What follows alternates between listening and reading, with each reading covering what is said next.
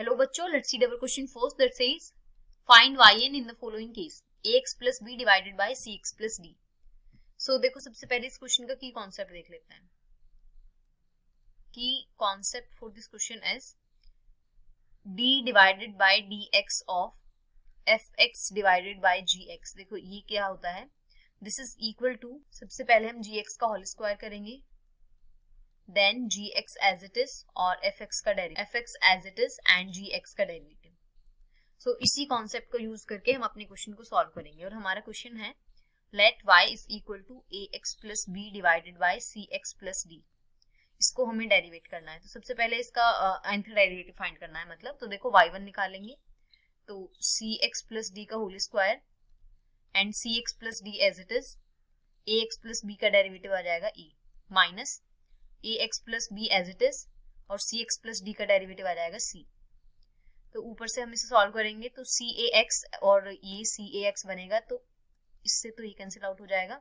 ये बना हमारा ad minus bc divided by cx plus d का होल स्क्वायर, या फिर इसको हम लिख सकते हैं माइनस कॉमन लेकर bc minus ad divided by cx plus d का whole square. This is our y1.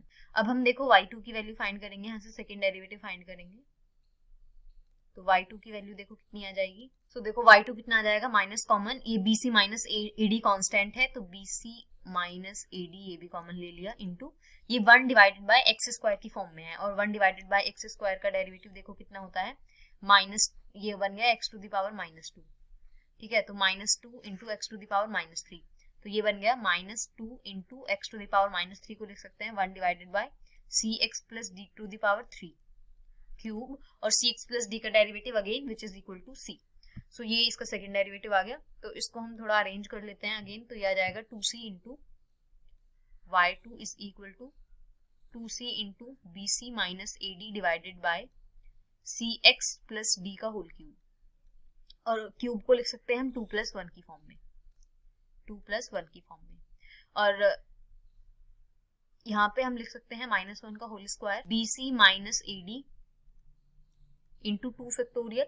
इस 2 को हम 2 फैक्टोरियल लिख सकते हैं because 2 factorial is 2 into 1, into c की पावर लिख सकते हैं हम 2 माइनस 1, ये 1 है, और divided by C x plus D to the power 2 plus 1, ये y2 हो गया. अब y1 को भी इसी फॉर्मेट में थोड़ा अरेंज कर लेते हैं अगर ऐसा कुछ बनता है तो दिस इज अवर y1. इसको हम लिख दिया minus 1 into B C minus A D divided by C x plus D का होल स्क्वायर.